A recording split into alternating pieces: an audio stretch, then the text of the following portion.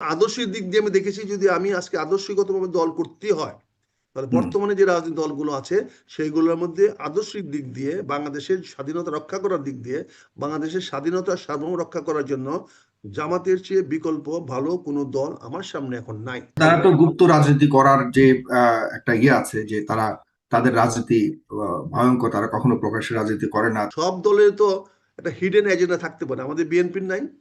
আমাদের বিএনপিও তো এরকম চাঁদাবাজ সংগঠন আছে, আমাদের অনেক কিছু আছে। বিএনপি আবারও যদি আপনাকে বলে যে আপনি চলে আসুন, আপনাকে ভালো একটা সম্মান দেওয়া হবে বা আপনাকে পজিশন দেওয়া হবে, তাহলে কি আপনার অবস্থান পরিবর্তন হবে? যদি প্রধানমন্ত্রীর দায়িত্ব আমাকে দেয়, অবশ্যই আসবো। আর যদি ডক্টর মুশারফ সাহেবকে প্রধানমন্ত্রীর দায়িত্ব দেয়, তাহলেও আমি আসতে পারি। জামাত ইসলাম বাংলাদেশের পক্ষে, স্বাধীনতার পক্ষে শক্তিশালী পক্ষ। সামনে নির্বাচনকে ঘিরে এই জামাত ইসলামকেই একমাত্র স্বাধীনতার বিরোধী শক্তি হিসেবেই সবচেয়ে নির্বাচনী বড় নির্বাচনী ক্যাম্পেইন চলছে তার। 1991 সনে এই কথাটা আপনি মনে ছিল না কেন, যখন জামাতকে সঙ্গে নিয়ে আপনি সরকার গঠন করেছিলেন? তিনি 6বার বহিষ্কৃত হয়েছেন বিএনপি থেকে। এই নতুন প্রজন্মকে তিনি রাজাকার বলেছেন, রাজাকারের ছেলে পেলে বলেছেন। এবং এইটা পরপরই যে কাজটা জামাত ইসলাম করেছে, যে আওয়ামী লীগকে মাফ করে দিলাম, এটা তো হয় না। তারপরে স্টেটমেন্ট দিচ্ছে সেনাবাহিনী এবং জামাত ইসলাম হলো দেশপ্রেমিক। হরে কৃষ্ণ হরে বল, দাড়ি পাল্লাকে টাইনা তোল। আপনি নামাজ পড়বেন তাই বলি কি আপনি কি উলুদুনি দিবেন? এটা তো হয় না। ওরা এসে নামাজ পড়ে না। মেজর আক্তার স্বীকার করে নিয়েছেন। উনি বলছেন আমাকে যদি বিএনপি ডাকে প্রধানমন্ত্রিত্ব দেয়, আবার ডক্টর মুশারফের উপরে রাখছেন। উনি কি ক্রিটিক্যাল সিচুয়েশনে আমি আজকে আমি এন্টি জামাত হইতে পারি, আপনি এন্টি জামাত হইতে পারেন, সেটা অন্য জিনিস, সেটা রাজনৈতিকভাবে প্রতিপক্ষ হইতে পারে। কিন্তু ওই দোষে, যে দোষে সে দোষী না, সেই দোষটা তার উপর কেন আনবেন? কাজে আমি যখন দেখেছি তাদের গঠনতন্ত্রে, তারা মুক্তিযুদ্ধ বিরোধী না, স্বাধীনতা বিরোধী না, এবং তারা বরঞ্চ বাংলাদেশের স্বাধীনতার পক্ষের শক্তিশালী পক্ষ। তারা আজকে ভারতের বিরুদ্ধে একটা শক্তিশালী বাংলাদেশ জামাত ইসলাম গড়ার। বাংলাদেশের পক্ষে, স্বাধীনতার পক্ষে শক্তিশালী পক্ষ, এটা আপনি বলছেন মেজর আখতারুজ্জামান, যিনি একজন মুক্তিযোদ্ধা, এবং আপনি আপনার দল, সদ্য সাবেক দল এখন পুরোপুরি, আমি বলবো যে সামনে নির্বাচনকে ঘিরে এই জামাত ইসলামকেই একমাত্র স্বাধীনতার বিরোধী শক্তি হিসেবেই সবচেয়ে নির্বাচনী বড় নির্বাচনী ক্যাম্পেইন চলছে তার।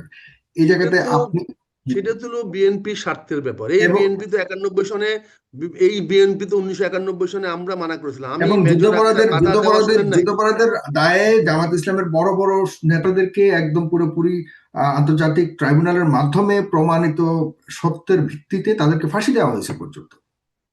তাহলে কি হলো? তাহলে কি দাঁড়াইলো? তাই বলে কি এখন যা করে শামসুর রহমান সাহেব, কি ডক্টর শামসুর রহমান যেন দায়ী? তা কি রাজনীতি করার অধিকার বাংলাদেশে নাই? আমার কথা শেষ করতে দেন। 1991 সনে এই কথাটা আপনি মনে ছিল না কেন, যখন জামাতকে সঙ্গে নিয়ে আপনি সরকার গঠন করেছিলেন? তখন কেন জামাতকে, তখন তো জামাত গুলাম আজম ছিল, তখন তো জামাতের গুলাম আজমের দোয়া নিয়ে আপনি সরকার গঠন করেছিলেন। তখন তো হাসিনা ম্যাডাম গিয়া গিয়া হাসিনা আপা গিয়া তার কাছ থেকে সালাম করে দোয়া নিয়ে আসছিলেন। তখন দোয়া নিয়েছিলেন কেমনে? তখন এটা বলেন নাই কেন? তারপরে 2001 সনে তাদেরকে নিয়ে নির্বাচন করলেন, ধানের শীষে মার্কা তাদেরকে দিলেন, তাদেরকে ধানের শীষে মার্কা দিয়ে নিজামী সাহেবকে পাশ করে নিয়ে আসলেন, মুজাহিদকে পাশ করে নিয়ে আসলেন, আপনি মৌলানা সাইদিকে পাশ করে নিয়ে আসলেন। তখন কোথায় ছিল আপনার এই এই আজকের এই ফিলিংসটা? আজকে আপনি চিৎকার করতেছেন। আমি তো একটা ব্যক্তি, আমি তো বিএনপির না কেউ, আমি তো বিএনপির কেউ না। বিএনপি তো আমার ন্যূনতম স্থানটুকু আপনি দেন নাই।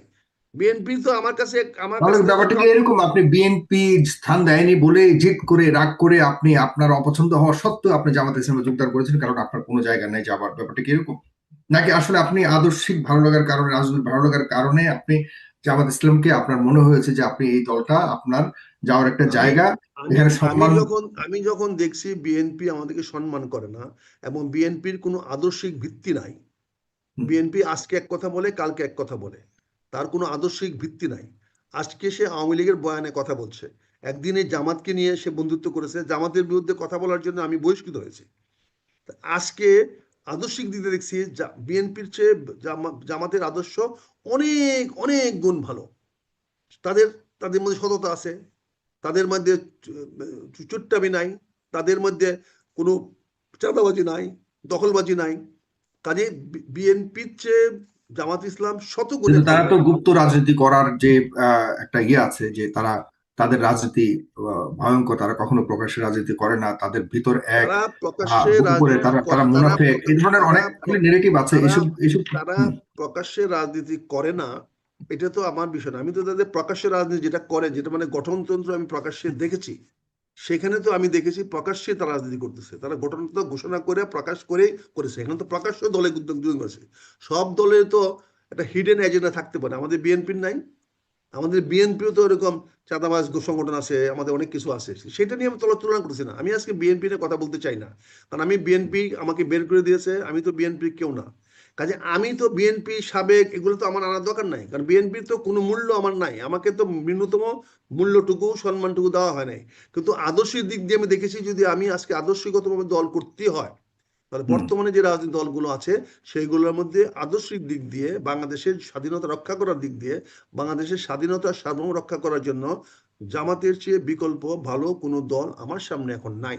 তাই আমি জেনে শুনে বুঝে এবং নিজ জ্ঞানে আমি এই দলে অংশগ্রহণ করেছি। সেটা আপনাদের দৃষ্টিতে, আপনার দৃষ্টিতে, আচ্ছা, ঠিক সিদ্ধান্তের আছে, স্পষ্ট। দৃষ্টিতে, লাস্ট দুটা প্রশ্ন, সম্পূরক প্রশ্ন, হয়তো দুটো ভুল হতে পারে। আমি বলছি না আপনাদের সিদ্ধান্তটা ভুল, হয়তো হতে পারে, কিন্তু আমি আমার অবস্থান থেকে আমি যেটা ভালো মনে করেছি আমি নিয়েছি। আমি কিন্তু বিএনপির নাম ভাঙাইয়া বিএনপি থেকে বেরিয়ে এসে আমি করি নাই। আমি অলরেডি বিএনপির ঘর ছাড়া, আমি কোনো ঘর নাই, ঘর পাচ্ছি না, আমাকে একটা ঘর বাঁধতে হবে। আমি নতুন ঘর না বেনে না বানায়া কারণ আমি ব্যাপারটা এরকম না যে আপনি বিএনপি ছেড়ে সাগর বাড়ি ঘরে আপনি জামাত ঢুকলাম। ইসলামে এসেছেন, ব্যাপারটা এরকম বা বোঝাতে চাচ্ছেন না। আপনি মনে করছেন বিএনপি অনেক আগে ছেড়ে দিয়েছেন বা বিএনপি আপনাকে ছেড়ে দিয়েছে, এরপর আবার আপনি। বলছি আমি তো ছেড়ে দেয়নি ভাই, আপনি নেগেটিভ দিচ্ছেন, আমি কখন ছেড়ে দিলাম? আচ্ছা, মানে আপনারা আপনি বুঝাতে। সবসময় আপনার নেগেটিভ ন্যারেটিভ দেন কেন? আমি তো আচ্ছা, বিএনপির সারি নাই, আমাকে বিএনপি থেকে বের করে দেওয়া হয়েছে। এই কথাটা আপনাদের মুখে দিয়ে বের করতে আপনাদের লজ্জা ওকে লাগে কেন? ওকে, না ঠিক আছে ঠিক আছে, তার মানে আপনাকে বিএনপি ছেড়ে দিয়েছে বলেই আপনার একটা ঘর দরকার, সেই হিসেবে আপনি বর্তমানে সবচেয়ে আদর্শিক একটা রাজনৈতিক আবার দল হিসেবে কথাটা আপনি ঘুরায় বললেন, বিএনপি ছেড়ে দিয়েছে বলে। ছেড়ে দেওয়া বের করে দেওয়া এক জিনিস।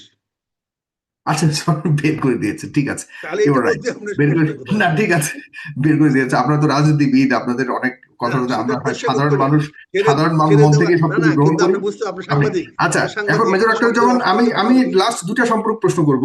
জি ভাই, সামনে অবশ্যই নির্বাচন, সম্পূর্ণ। আপনি কি নির্বাচন করছেন সামনে?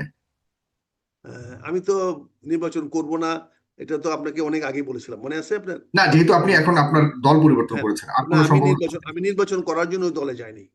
আমি ওই আচ্ছা, দলের ফাইন। আদর্শগত কারণে গেছি। আবার যদি আমি আপনাকে একটা বিএনপি রাজনৈতিক, আবারও যদি আপনাকে বলে যে আপনি চলে আসুন, আপনাকে ভালো একটা সম্মান দেওয়া হবে বা আপনাকে পজিশন দেওয়া হবে, তাহলে কি আপনার অবস্থান পরিবর্তন হবে? যদি প্রধানমন্ত্রীর দায়িত্ব আমাকে দেয় অবশ্যই আসবো, ব্যাক করবো। এর নিচে যদি মন্ত্রী দেয়? এর নিচে মন্ত্রী দিলে এই সমস্ত সিকিমিকি মন্ত্রী দিয়ে কি হবে আর? আমি তো তারেকের প্রধানমন্ত্রীর জুনিয়র, অফার আমি ছাড়া তো আপনি? তারেকের, আমি তো তারেকের জুনিয়র না। প্রধানমন্ত্রী পদ দিলে আমি অবশ্যই আসবো, কারণ এখন দেশের মধ্যে হ্যাঁ, খালেদা জিয়া নাই, দেশের মধ্যে খালেদা জিয়া নাই। তারপরে তো আমি মনে করি আমি, আমার খন্দকার মুশাররফ সাহেবের অসুস্থ, উনি যদি বেঁচে থাকে তাহলে উনার অধীনে আসতে পারি, কিন্তু এছাড়া বাকিগুলার তো জুনিয়র, এদের অধীনে আসবো কেমনে বলেন? কাজে প্রধানমন্ত্রীর দায়িত্ব দিলে আমি আসতে পারি, আর যদি ডক্টর মুশাররফ সাহেবকে প্রধানমন্ত্রীর দায়িত্ব দেয় তাহলেও আমি আসতে পারি। হ্যাঁ, তাহলে আপনার এখন জামাতে আসাটার, জামাতকে কিভাবে ছাড়বেন?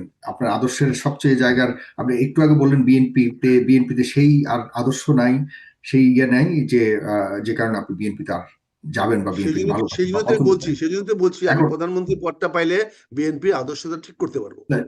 হ্যাঁ, কারণ কিন্তু অন্য কোনো সেক্ষেত্রে দলে আপনার থাকলে তো আমি ঠিক আপনার করতে দল, পারি না। বর্তমান দল জামাত ইসলামের কি হবে তাহলে? জামাত ইসলাম তো, আমি তো ব্যক্তি, আমি তো সহায়ক, আমি তো, আমি যে কোনো সময় চলে আসতে পারি, আমি তো সহায়ক, আমি তো বিএনপির আওয়ামী লীগের না। আমি কথা বলছি, আমি বুঝার চেষ্টা করি, আমি প্রধানমন্ত্রী হুম, পদটা কথা বলছি, অর্থাৎ বিএনপিকে আমি রিফর্ম করতে পারবো, অন্য জায়গাতে হুম, রিফর্ম করতে পারবো না। সেখানে জামাতও হ্যাপি হবে, কারণ আমরা তো ঐক্যের কথা বলছি, আমরা তো বলছি ঐক্যবদ্ধভাবে বাংলাদেশে গড়বো। এখানে জামাতকে হুম, তো এক্সক্লুসিভ করতেছি না, আমরা ইনক্লুসিভলি বাংলাদেশে গড়ার কথা বলছি।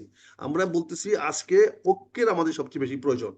আপনারা হুম, যে আন্দোলনটা করেছেন, যে আন্দোলনটা করে আপনারা সফল হয়েছেন, যে আন্দোলনটা করে বৈষম্য ছাত্র আন্দোলন করে হয়েছেন, আপনার সঙ্গে তো আমার শেষ কথা কি হয়েছে, আমি তো সেদিন বলেছি যে আমি বৈষম্য ছাত্র আন্দোলনের বিপক্ষে, আমি মুক্তিযুদ্ধের কোটার বিরুদ্ধে, আপনার অনুষ্ঠানে তো বলেছি। জি, সেখানে হাসনাতও ছিল, রাশিদও ছিল, সেখানে আমি বলেছি।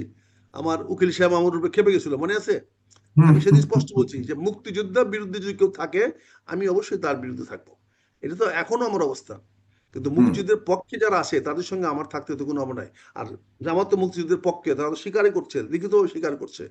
কাজে আমি ওকে, যদি ঐক্য, একটা একতা বজায় করতে পারি, আমি যদি বাংলাদেশে একটা ঐক্যবদ্ধ একটা বৈষম্য, ঐক্যবদ্ধ একটা ফ্যাসিস্ট বিরোধী শক্তি এখানে গঠন করতে পারি, সেখানে জি, যদি আমি বিএনপির দায়িত্ব পাই, তাহলে হোয়াই নট, আমি জামাতকে ওকে, অনুমতি নিয়ে আসবো, জামাতকে বলবো আসেন আমরা ঐক্য করি, আমি সেই দলের দায়িত্ব নিচ্ছি, আসেন আপনার দায়িত্ব নেন, আমরা ঐক্যবদ্ধভাবে, আপনাকেও বলবো আপনার তো এই আন্দোলনে আপনার কন্ট্রিবিউশন আছে, আপনি হুম, নিজে তো এই বৈষম্য বিরোধী ছাত্র আন্দোলনে বা ফ্যাসিস্ট বিরোধী আন্দোলনে আপনার প্রচুর অবদান হুম, আছে। আপনি আপনি হয়তো তার বিনিময়ে কিছু নেন নাই, কিন্তু আপনাকে তো আমরা ধন্যবাদ দিতে পারি নাকি? এটাও পারি না, জি, বলেন? না এই এই ধন্যবাদ এই ধন্যবাদ। আন্দোলনের জন্য আপনার যথেষ্ট অবদান আছে। কাজে জি, সেই অবদানটাকে তো আমরা স্বীকার করতে হবে। অবদানকে হুম মানুষ স্বীকার না করলে মানুষের মধ্যে একটা হুম। একটা বিরূপ ভাব আসে। এটা তো স্বাভাবিক। না, আমরা আসলে স্বীকার করার সেই জাতি নাই। আপনাকে অনেক ধন্যবাদ জনাব মেজর আক্তার, আপনার কাছে আমি আবারও আসছি। এরপরে আমরা বাংলাদেশ বর্তমান যে সিচুয়েশন, রাজনৈতিক সিচুয়েশন, সে নিয়ে আমরা বেশ গভীরে আলোচনা করবার চেষ্টা করব একটু। আপনার দর্শক শ্রোতাদেরকে ভারাক্রান্ত হৃদয়ে শুভেচ্ছা জানিয়ে আমি আমার বক্তব্য শুরু করছি। আমার বিশ্বাস যে জাতি খুব উদ্বিগ্ন, যে শুক্রবারে যখন 2:40 বা 3টের দিকে শরীফ হাদিকে গুলি করা হয় এবং একটি গুলি করা হয়েছে একদম খুব খুব কাছে থেকে, এবং আততায়ী চেষ্টা করেছিল তাকে হত্যা করার জন্য, এবং গুলিটা খুব সেন্সিটিভ জায়গায় লেগেছে, কানের পাশ দিয়ে, যে এটি খুব ক্রিটিক্যাল সিচুয়েশন। সে এই মুহূর্তে জীবন মরণ অবস্থায় দাঁড়িয়ে আছে, এবং তারই প্রেক্ষাপটে আজকে সারা জাতি উদ্বিগ্ন। বাট একই সাথে পাশাপাশি আমার সিনিয়র, তার আমার অনেক সিনিয়র, তিনি মুক্তিযুদ্ধ করেছেন, অর্থাৎ মুক্তিযুদ্ধের সময় তিনি ট্রেনিং করেছেন, তারপরে যে তিনি সেনাবাহিনীতে প্রবেশ করেন। আমি ঠিক 12 বছর পরে বাংলাদেশ সেনাবাহিনীতে জয়েন করি, সেই হিসাবে তিনি 12-14 বছরের সিনিয়র।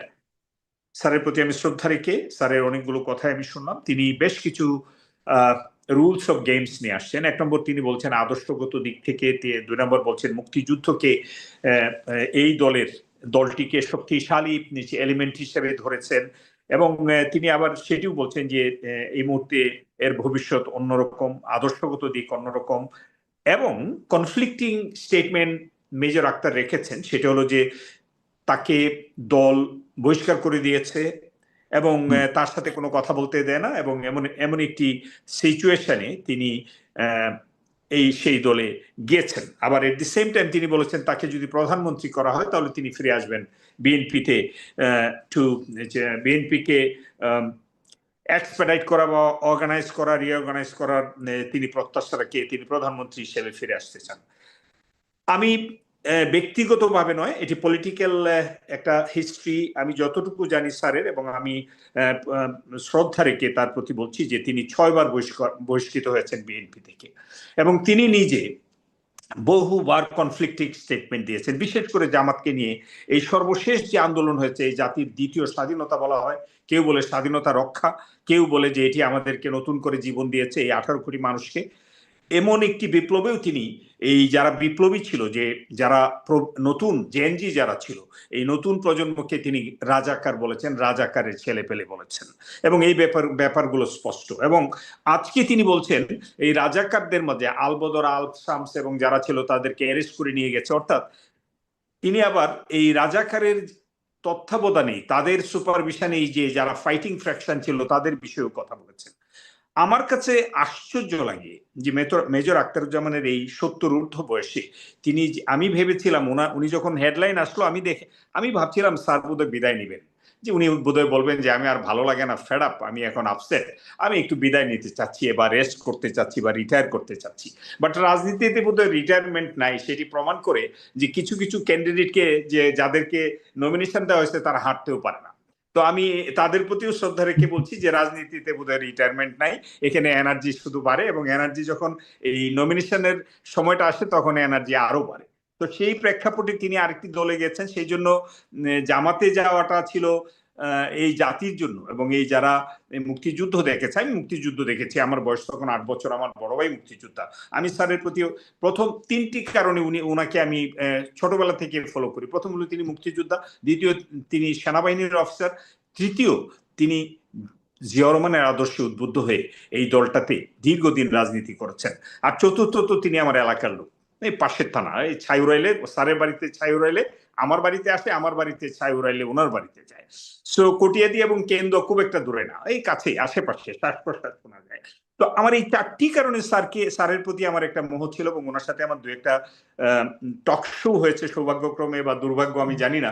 বাট আজকে আমার বলতে হচ্ছে যে স্যার, আপনি যদি বিদায় নিতেন, সবিনয়ে যদি বিদায় নিতেন, জাতি এবং বিশেষ করে আমি আপনাকে স্যালিউট দিতাম। বাট আজকে আমার কাছে ভালো লাগছে না, কারণ আপনি যতগুলো স্টেটমেন্ট রেখেছেন সব কনফ্লিক্টিং, এবং আপনি যা বলছেন আপনার বক্তব্যের মাঝে কনফ্লিক্টিং স্টেটমেন্ট আসতেছে, এবং কালকেই যদি আপনাকে ডাকে তাও প্রধানমন্ত্রীর পোস্টটা দিয়ে তারপরে আপনি চলে আসবেন, তাহলে আদর্শগত দিকের যে বক্তব্যগুলো, আপনি যে আদর্শের কথা বলেছেন, আইডিওলজির কথা বলেছেন, একটা দল, এটাকে আবার আপনি বলেছেন যে মুক্তিযুদ্ধের একটা শক্তিশালী দল ছিল, এই সবকিছু কনফ্লিক্টিং, সিরিয়াসলি কনফ্লিক্টিং।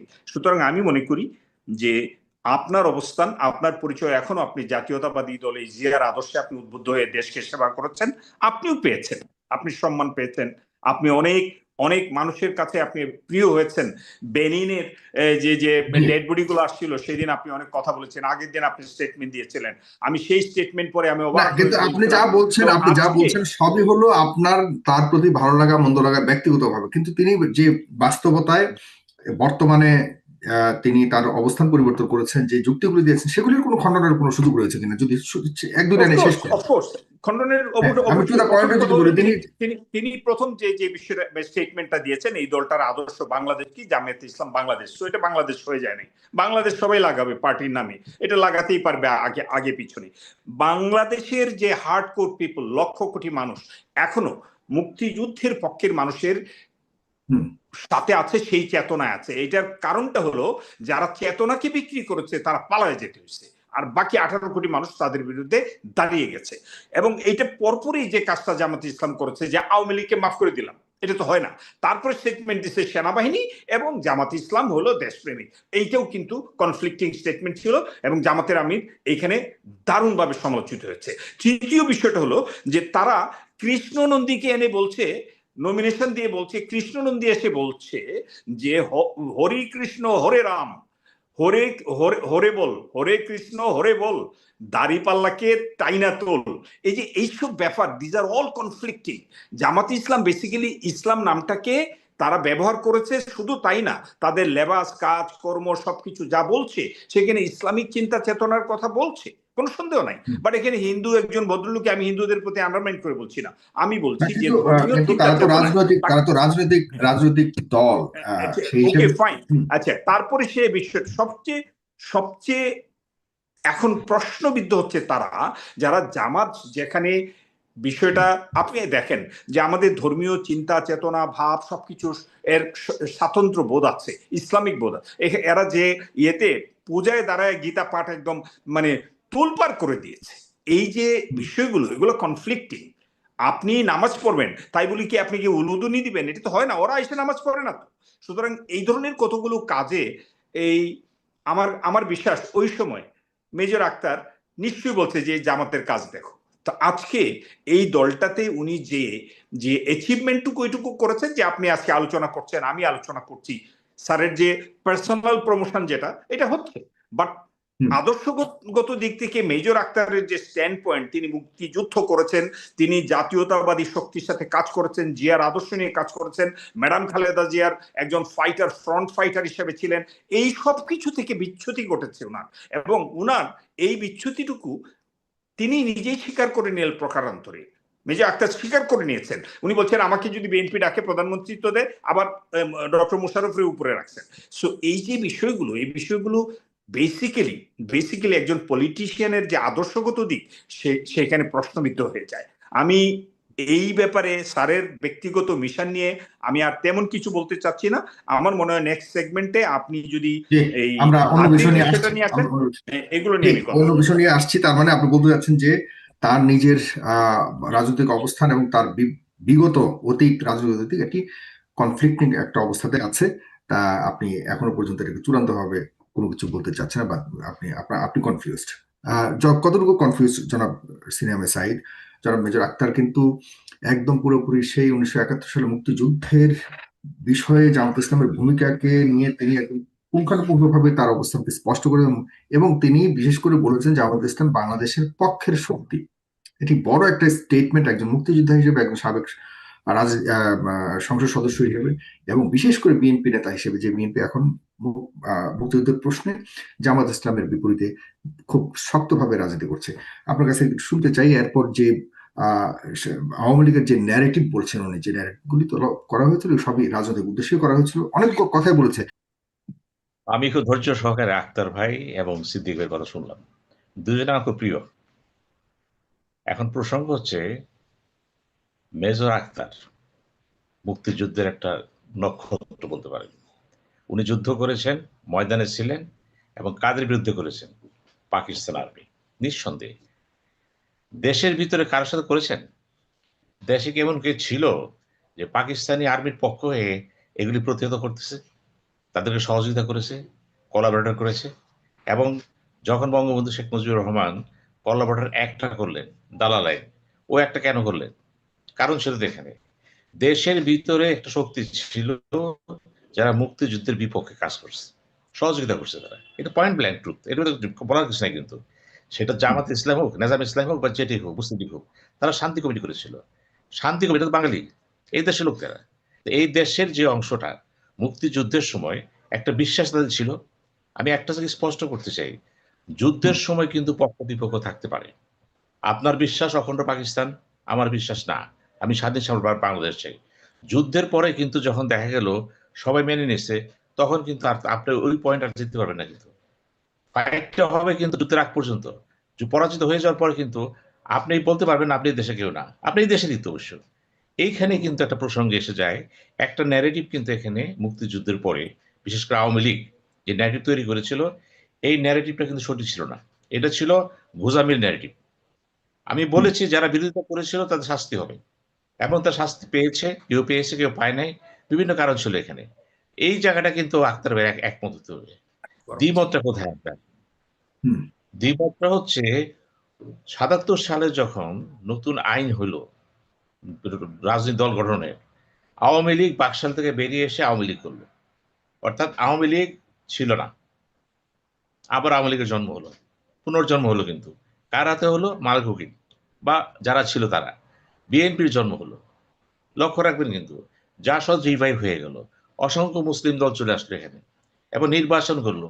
মাওলানা আব্বাস, মাওলানা আব্দুর রহিম তারা সংসদে চলে গেল। তো আমরা দেখেছি, আমাদের বিশ্ববিদ্যালয়ের ছাত্র তখন। এই যে ব্যাপারগুলি দেখেন, তারা কিন্তু এটা বলেছে, আমরা বিশ্বাস করি বলি তো নির্বাচন করতেছি। আমি তো এটা বলি নাই যে পাকিস্তানের প্রতি বিশ্বাস আছে, আমরা অখণ্ড পাকিস্তান, তো নির্বাচন করবো কেন?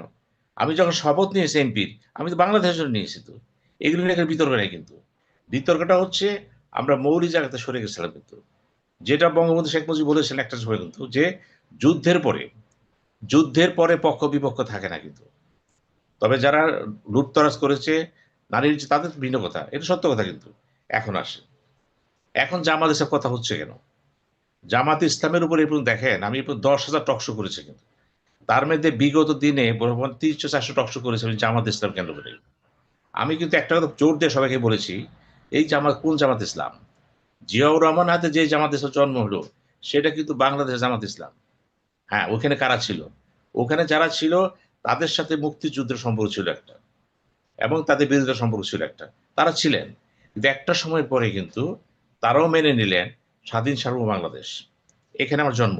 এবং গোলাম আজম কিন্তু নাগরিকত্ব পেলেন কিন্তু জন্মগতভাবেই, সুপ্রিম কোর্টের মাধ্যমে তিনি পেলেন। তো এখানেও দেখেন সমস্যা কিন্তু একটাই, কিন্তু আপনি কি আপনার বিশ্বাসে সরে আসতে পারছেন?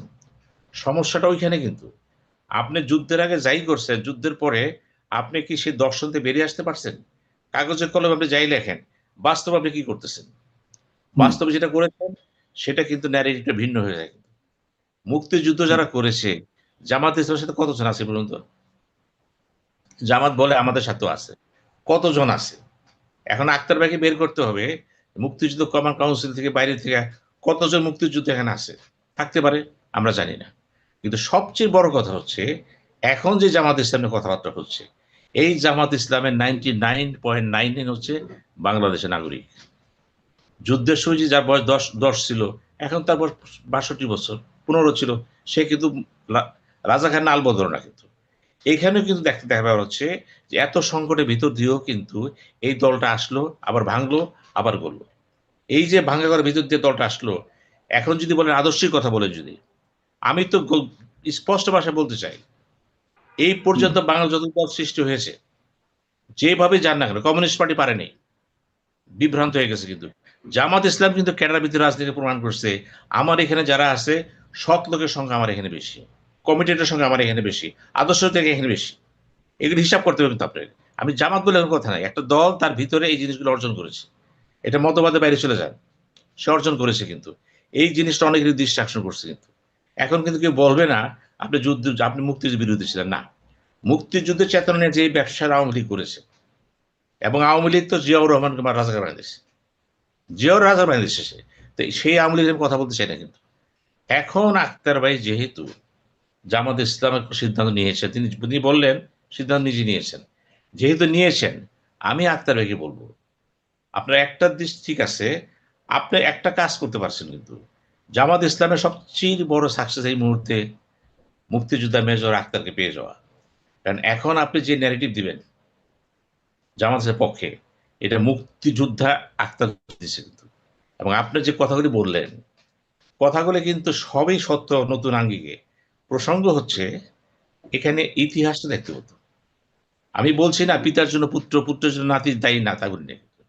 আমি বলি নাই মুক্তিযুদ্ধের সন্তান তার নাতি নাতুর স্কলারশিপ পাবে, আমি বলি নাই। কিন্তু আমি বলি নাই মুক্তিযুদ্ধ করেছিল, বিরোধিতা করেছিল, তার নাতিরা বাংলাদেশে বিতাড়িত হয়ে যাবে, আমি বলি নাই। কিন্তু প্রশ্ন হচ্ছে ভুল তারা করেছে, ভুল তারাও করেছে।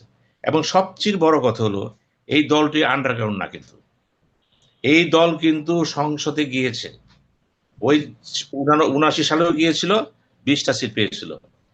খেয়াল করেন। কিন্তু এই দল কিন্তু এই দল 91-তে গিয়েছিল, 96-তে গিয়েছিল, 2007-এ গিয়েছিল। অর্থাৎ কম বেশি তারা সংসদে যেতে পেরেছে, এবং তারা ভোটে কিন্তু তারা ছিল, জয়েন করেছিল। কাজে যে বা যারা বলার চেষ্টা করে জামাত আন্ডারগ্রাউন্ড, তারা আন্ডারগ্রাউন্ড অর্থই বুঝে না। তারা